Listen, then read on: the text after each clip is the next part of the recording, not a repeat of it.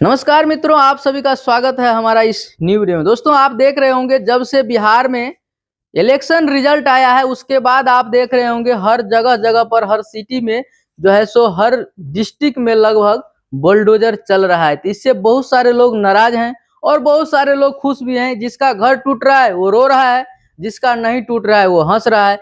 तो इसमें बहुत सारे लोग टिप्पणी कर रहे हैं, बहुत तरह के बातें करते हैं।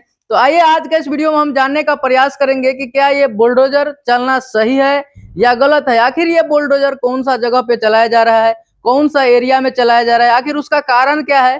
ये सारा कुछ जानना और समझना सभी लोगों के लिए बहुत ही महत्वपूर्ण है। तो आइए हम एक एक करके जानकारी देंगे कि आखिर क्या कौन सा जगह है ऐसा जहां पे बुलडोजर पहले चलाया जा रहा है, इसके बाद कौन सा जगह पे चलेगा, इसके बाद कौन सा जगह पे चलेगा, कौन सा एरिया में चलने वाला है, वो सारा जानकारी हम आपको इस वीडियो के माध्यम से देंगे। देखिए, बुलडोजर चलना कहां तक सही है, कहां तक गलत है, सब कुछ हम बात करेंगे। और बहुत सारी महिला ऐसे हैं जो हमने देखा है सोशल मीडिया के माध्यम से, वो रो रही है, कलप रही है, वो बोल रही है कि यही दिन देखने के लिए हमने बीजेपी को वोट दिया, यही दिन देखने के लिए हमने कमल पे वोट दिया, यही दिन देखने के लिए हमने तीर छाप को वोट दिया। और वो लोग रो रहा है, कलप रहा है। तो देखिए, आप किसी का आंसू देख सकते हैं तो आपको भी थोड़ा सा दया आ जाता है। लेकिन आज इस वीडियो के माध्यम से हम बात करेंगे कि आखिर कौन ऐसे लोग हैं जो इस तरह का कर रहे हैं। देखिए, सबसे पहले जो अतिक्रमण अधिनियम है 1956 में इसका एक नियम बनाया गया कि जितने भी लोग हैं, अगर आप सरकार के जमीन पे, सरकारी जमीन पे अगर आप घर बना लिए हैं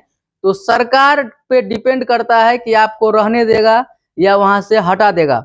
तो देखिए, और दूसरी चीज ये भी डिपेंड करता है कि आखिर वो लोकेशन कैसा है, जगह कौन सा है, आप कहाँ पे घर बना लिए हैं, नहीं हटा रहे हैं, जिसकी वजह से आपके घर पे बुलडोजर चल रहा है। तो देखिए, अब हम आपको बताते हैं, खास करके सबसे पहले शहरी क्षेत्र को टारगेट किया गया है।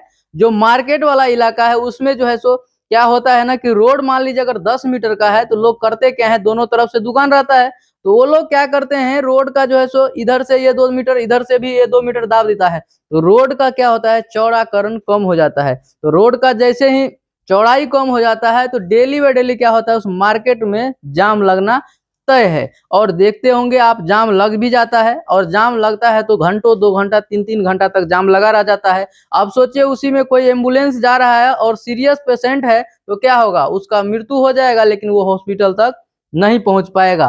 तो ये सब समस्याएं हैं। इसी सब को देखते हुए जितना भी शहरी क्षेत्र है और जो लोग भी रोड के ऊपर अपना दुकान बना लिए हैं या रोड के ऊपर अपना ठेला लगा रहे हैं या रोड के ऊपर में अपना घर बना लिए हैं बढ़ा करके, तो उन लोगों का घर भी टूट रहा है, दुकान भी टूट रहा है और ठेला वाला का ठेला भी तोड़ दिया जा रहा है। आपको सबसे पहले तो रिक्वेस्ट किया जा रहा है, नोटिस दिया जा रहा है। आप अगर नहीं समझ रहे हैं, अगर गाइडलाइन को नहीं फॉलो करेंगे तो क्या होगा, आपका जो है सो घर टूटेगा। और देखिए, बहुत सारी महिलाओं का, बहुत सारे लोगों का कहना है कि गरीब से गरीब लोगों का जो है सो घर उजाड़ दिया गया है। देखिए, इसमें सरकार की कोई गलती नहीं है, गलती आपकी भी है। आपको तो ये नहीं बोला था सरकार कि आप जाकर के रोड पे घर बना लीजिए या जाकर के आप रोड पर जो है सो ठेला लगाइए या रोड पर आप दुकान खोल दीजिए। ये तो आपको गवर्नमेंट परमिशन नहीं दिया था। आप उस पे जबरन, आप लोगों का, गांव का, समाज का किसी का बात नहीं सुन करके आप जबरन उस पे क्या किए, अपना दुकान बना दिए या आप अपना जो है सो घर बना लिए।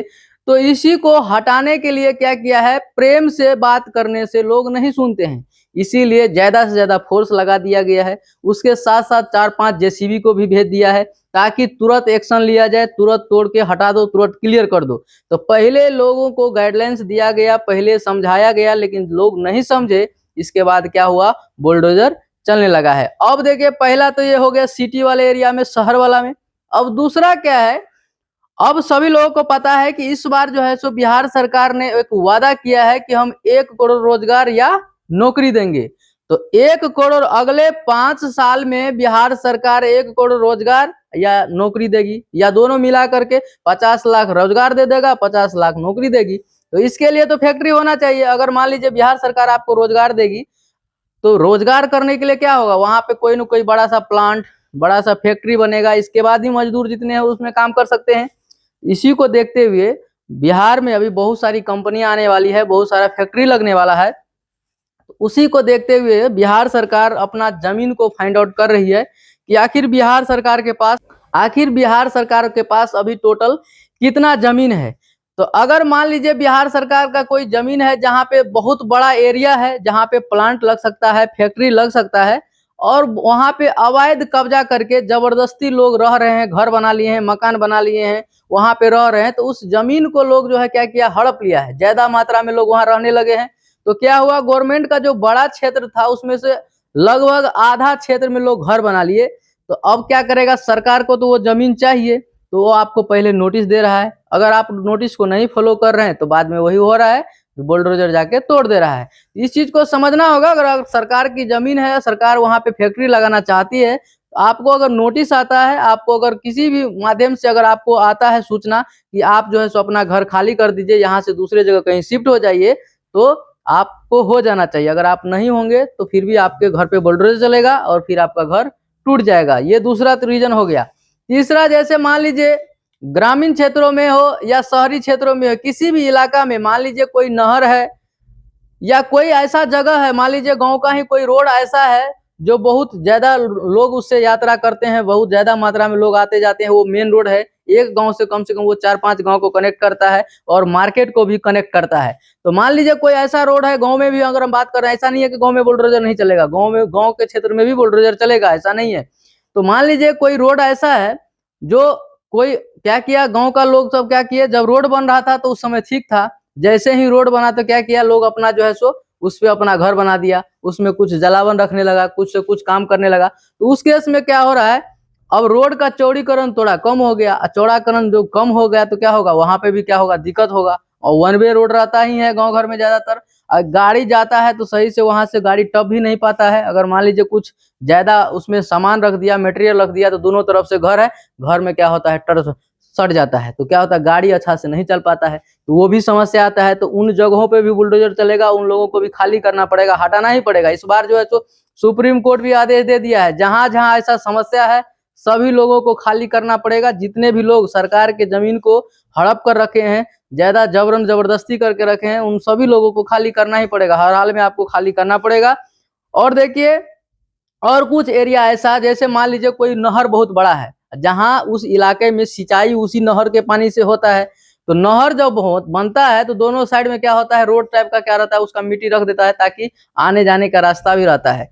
तो लोग जो उससे मान लीजिए अगर सिंचाई करना चाहेंगे तो वहां से उसको रास्ता चाहिए पानी निकासी करने के लिए, लोग उस पर घर बनाते हैं जबरन। और कोई अगर पानी सिंचाई के लिए बोलता है यहाँ से हमको रास्ता चाहिए, तो वो लोग मना कर देते हैं। तो इसी सब को देखते हुए अगर नहर के ऊपर में भी कोई घर बना लिया है तो उसके भी घर को हटाया जाएगा और उसको हटाना ही पड़ेगा। दूसरी चीज, सरकार ये भी सोचती है, चलो इस एरिया में ज्यादा मात्रा में ट्रांसपोर्ट होता है, मान लीजिए सब्जी का ट्रांसपोर्ट होता है, या आपको गेहूं का, चावल का, मखाना का, किसी भी प्रकार का मान लीजिए ज्यादा ट्रांसपोर्ट होता है, इधर खेती ज्यादा होता है, तो उस एरिया में सरकार भी सोचती है और वहां का लोग भी सोचते हैं कि नहर के ऊपर अगर एक रोड हो जाए तो हम लोग को ट्रांसपोर्ट करने में बहुत और आसान होगा, बहुत ईजी हो जाएगा। तो उस सब को देखते हुए सरकार ये सब चीजों पे एक्शन ले रही है। और जहां पर लगता है कि नहीं यहाँ खाली कराना अनिवार्य है, उसी जगहों पर खाली कराया जा रहा है। अब देखिए, बहुत सारे लोग अफवाह भी बना दिए हैं कि गरीब से गरीब व्यक्ति का घर तोड़ा जा रहा है। अब जो है सो सम्राट चौधरी के पास गृह मंत्रालय है, तो ये जो है सो अब योगी एक्शन में आ गए हैं, बुलडोजर एक्शन में है, अब बुलडोजर से सभी लोगों का घर तोड़ दिया जाएगा। ऐसा बिल्कुल नहीं है।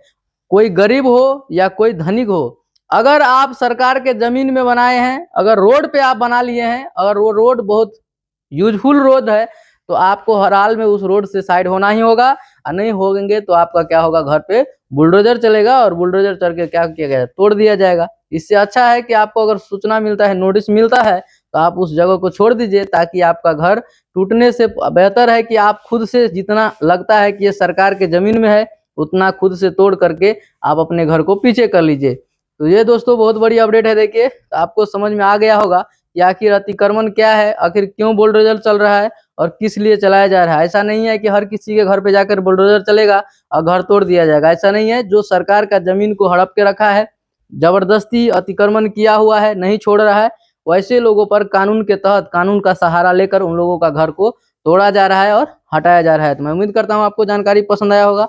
अगर आपको जानकारी अच्छा लगा तो चैनल को सब्सक्राइब कीजिएगा और ज्यादा से ज्यादा लोगों को भी शेयर कीजिएगा, ताकि ये जानकारी सभी लोगों तक पहुंच सके। बाकी वीडियो लास्ट तक देखने के लिए थैंक यू, धन्यवाद।